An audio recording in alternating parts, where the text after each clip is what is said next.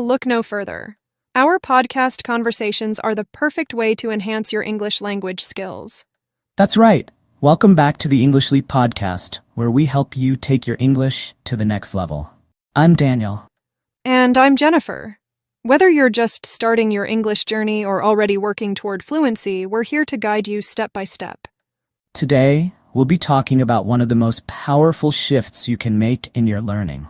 How to think in English. It's a game changer, and we're going to break it down for you. Exactly. We're here to help you stop translating in your head and start processing thoughts directly in English, which is key to becoming more fluent and confident. You know, Jennifer, when I first started learning English, I remember trying to have conversations, but I was constantly translating from my native language. It felt like I had to pause every few seconds just to figure out what I wanted to say. Have you ever experienced that? Oh, absolutely. I think we've all been there at some point. For me, it was especially difficult in situations where I had to think fast, like ordering food or chatting with someone casually. I'd get stuck, and by the time I translated what I wanted to say, the conversation had already moved on. Yeah, it's like trying to catch up to a train that's already left the station. Right. It's all part of the learning process, and that's why thinking in English is such a powerful skill. It takes away that delay, and you start to feel more in control of your language. Exactly. So today, we're going to share some practical tips to help you make that shift to thinking in English. Before we dive deeper into today's topic, we have a special resource just for you. We've crafted a free PDF guide packed with essential vocabulary and insightful tips to enhance your English thinking skills. Be sure to check it out. It's linked in the description below. Yes, and stick around till the end of the podcast because we'll be joined by our vocabulary expert, Charlotte. She'll help break down some of the key words and phrases we've used today. Great! So let's kick off with our first tip on how to think in English, labeling objects around you. Ah yes, this one brings back memories. When I first started learning English, my apartment was covered in sticky notes. My friends thought I was turning the place into an art project. I can totally relate.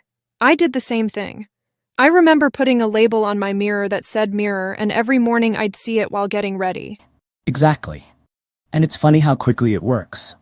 After a while, every time I picked up my cup or opened the refrigerator, the English words just popped into my head automatically. You know, what's great about this method is that it turns your environment into a constant learning space. It's like passive studying. You learn without even realizing it. Right, and it helps break the habit of translating from your native language because you're directly associating the English word with the object. So the bottom line is, labeling objects helps you think in English by making the language a natural part of your daily life. Well said, Jennifer. It's all about creating those connections in your brain. Over time, you'll find yourself thinking of the English word first. And that's a big step toward fluency. So to all our listeners, give it a try and let us know how it goes. Absolutely.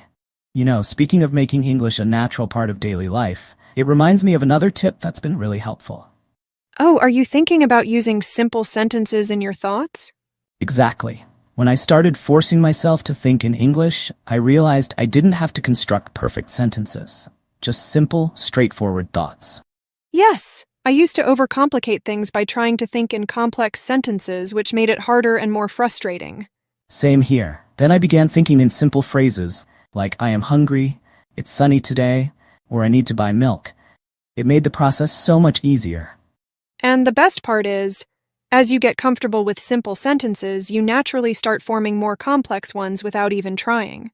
Absolutely. It's like building blocks. You start small, and over time, you build up your language skills. I remember waiting for the bus and thinking to myself, bus is late. Or, I see a red car. It felt a bit basic, but it kept my mind engaged in English. I did that too. Even narrating mundane tasks like I wash dishes or I read book helped reinforce my thinking in English. And the beauty of this method is that you can do it anywhere, anytime. No special tools needed, just your mind. Exactly. It's a simple habit that can make a big difference over time. So, to our listeners, try incorporating simple English sentences into your thoughts throughout the day. Don't worry about grammar or perfection. Just keep it simple. And remember, The goal is to train your brain to think directly in English, which will boost your fluency and confidence. We'd love to hear how this technique works for you. Share your experiences in the comments. Definitely. Now, building on that, another tip that really helped me was to talk to yourself in English. Oh yes, self-talk can be surprisingly effective. Did you ever catch yourself having full conversations alone? All the time. I remember cooking dinner and narrating every step. Now I chop the onions, I need to boil the water. It felt a bit silly at first, but it made a big difference. I did the same when I was driving. I'd comment on everything. The traffic is heavy today. That car is moving fast. It kept my mind engaged and helped me think on my feet. Exactly. It's like giving yourself a constant practice session. Plus, since you're alone, there's no pressure or fear of making mistakes. And over time it becomes second nature. You start thinking in English without even trying. Right. And it's not just about narrating actions. Sometimes I'd even practice conversations I might have in the future. Oh, like rehearsing for a meeting or a social event? Yes, I'd imagine someone asking me questions and think about how I'd respond in English. That's a great strategy. It prepares you for real-life situations and boosts your confidence. For our listeners, don't worry if it feels awkward at first. The more you do it, the more natural it becomes. Absolutely. So give it a try, start talking to yourself in English and see how it helps you think in the language. And as always, we'd love to hear about your experiences. Feel free to share in the comments. Speaking of immersing ourselves in English, another simple yet powerful tip is to change the settings of one of your devices or applications to English. Oh yes, I remember switching my phone's language to English. It was a bit challenging at first, but it forced me to navigate in English daily. Same here. I changed the language on my social media apps. It was interesting to see everything in English. It felt like a mini immersion. It's a great way to surround yourself with the language. You get used to seeing and reading English regularly. Plus, you pick up new vocabulary along the way. I learned a lot of tech-related terms this way. Exactly. And it's not just phones. You can change the settings on your computer, tablet, even your smart TV. For our listeners, you don't have to switch everything at once. Start with one device or app and see how it goes. Good point. It should be a comfortable challenge, not overwhelming. So, try changing a device or app to English and immerse yourself even more in the language. Let us know which ones you switch and how it impacts your learning. And now, here's an interesting technique, thinking about situations in English. Yes, this one's all about visualization. Whenever I was in a situation, I'd try to describe it in English in my mind. Me too. If I was at a cafe, I'd think, I am ordering a coffee, or the barista is friendly. It helped me process my surroundings in English. It's like creating a mental dialogue. You engage with the environment and practice at the same time. Exactly. And it doesn't have to be limited to current situations. You can imagine future scenarios or recall past events in English. That's a great point. I used to replay conversations in my head thinking about what I could have said in English. It's a form of mental rehearsal, which is really beneficial for language learning. For our listeners, next time you're out and about, try narrating the situation in English in your mind. It's a subtle but effective way to think in the language. And as always, we'd love to hear how this technique works for you. Another helpful tip is to track your activities in English. Yes, keeping a journal or a diary in English can be really impactful. I started writing down my daily tasks and reflections in English. It not only improved my writing skills but also reinforced thinking in English. Same here. I used a planner where I'd jot down appointments and to-do lists in English. It's a simple habit that integrates the language into your everyday life. And over time, you can look back and see your progress, which is really motivating. For our listeners, consider starting a small notebook or using a note-taking app to track your activities in English. It's a great way to practice and organize your life at the same time. And don't worry about making mistakes. The goal is to think and write in English, not to be perfect. Exactly. So give it a try and share your experiences with us. And now, last but not least, a tip that combines technology and language learning. Text in English. Yes. Whether it's messaging friends, posting on social media, or even setting reminders, doing it in English makes a big difference. I started texting a friend who was also learning English. We'd have whole conversations via text, which was less intimidating than speaking at first. That's a great idea. I joined some online groups where the communication was in English. It was a fun way to interact and practice. Plus, texting gives you time to think about your responses so you can construct sentences and look up words if needed. Exactly. And over time, you become more fluent and quicker in your responses. For our listeners, try switching some of your texting or social media interactions to English. It's a practical and modern way to immerse yourself in the language. And as always, we'd love to hear about your experiences. Share in the comments how texting in English is helping you think in the language. Well, we've covered a lot of ground today with these tips on how to think in English. We hope you found them helpful and that you'll try incorporating them into your daily life. Remember, the key is consistency and making English a natural part of your routine. Before we wrap up, let's bring in Charlotte, our vocabulary expert, to go over some of the key words and phrases from our conversation. Charlotte, over to you. Thanks, Jennifer and Daniel. Let's explore some of the vocabulary you've used today. Enhance, to improve the quality, amount, or strength of something. Example, our podcast conversations are the perfect way to enhance your English language skills. Game changer, something that significantly alters the way things are done. Example, thinking in English is a game changer for language learners. Processing thoughts, the act of thinking and understanding information in your mind. Example, start processing thoughts directly in English to become more fluent. Reflecting, thinking deeply or carefully about something. Example, Daniel was reflecting on his experiences when he first started learning English. Translating in your head, mentally converting words from one language to another. Example, stop translating in your head to think more naturally in English. Catch up to a train that's already left the station. An idiom meaning trying to reach or engage with something that has already progressed. Example, by the time I thought of the right words, the conversation had moved on. It felt like trying to catch up to a train that's already left the station. Overcomplicate, to make something more complex than necessary. Example, don't overcomplicate your thoughts. Start with simple sentences. Straightforward, simple and easy to understand.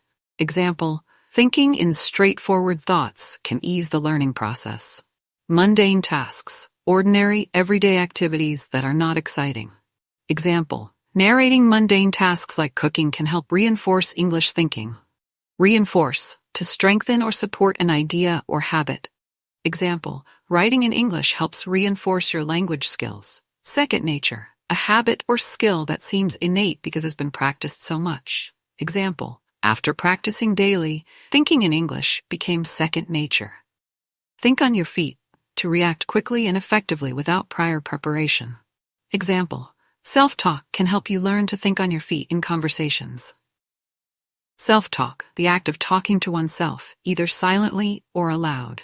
Example, self-talk is a useful technique for practicing English. Immerse, to involve oneself deeply in a particular activity. Example, immerse yourself in English by changing your device settings. Mini immersion, a brief or limited experience of being surrounded by a language. Example, switching apps to English creates a mini immersion environment. Navigate, to find your way around or through something. Example, changing your phone's language forces you to navigate in English. Visualization, forming mental images to understand or plan something. Example, visualization helps when thinking about situations in English. Mental rehearsal, practicing an activity in your mind before actually doing it. Example, she used mental rehearsal to prepare for English conversations. Subtle, not immediately obvious, nuanced. Example, thinking in English leads to subtle improvements over time. Impactful, having a significant effect or influence. Example, keeping a journal in English is an impactful way to learn. Jot down, to write something quickly. Example, he would jot down new words in his notebook. Intimidating, making one feel nervous or frightened. Example, speaking with natives can be intimidating, but practice helps. Fluency, the ability to speak or write a language easily and accurately. Example, these tips will help you achieve fluency in English. Consistency, the quality of always behaving in the same way. Example, consistency is key in making progress with language learning. Engaged, fully occupied, or involved. Example, self-talk keeps your mind engaged in English. Overwhelming, very intense, difficult to deal with. Example, changing all device settings at once can be overwhelming. Boost your confidence. Increase your self-assurance. Example, thinking in English can boost your confidence in conversations. Rehearsing, practicing something repeatedly to improve. Example, rehearsing conversations in your mind prepares you for real-life situations. Immerse yourself, to fully engage in an activity or environment. Example, immerse yourself in English to enhance learning. Practical, useful and sensible. Example, texting in English is a practical way to practice writing. Natural part of your routine, something you do regularly without effort. Example, make thinking in English a natural part of your routine. Insightful, showing a deep understanding. Example, their conversation provided insightful tips for learners. Special resource, a unique or valuable tool. Example, download the special resource they've prepared for more help. Boosts your confidence, increases your belief in your abilities. Example, practicing regularly boosts your confidence in speaking English. Stick around, to stay somewhere for a period of time. Example, stick around until the end for more valuable tips. Thank you so much, Charlotte. That was incredibly helpful. Yes, we really appreciate it. Expanding your vocabulary is such a crucial part of language learning. Well, that brings us to the end of today's podcast. We hope you've enjoyed our tips on how to think in English. Remember, we're all on this language learning journey together. So, keep practicing, stay positive, and don't hesitate to share your experiences and questions in the comments. And don't forget to download our free PDF guide. It's a great resource to support your learning. Thanks for joining us today. Until next time, happy learning. Goodbye, everyone.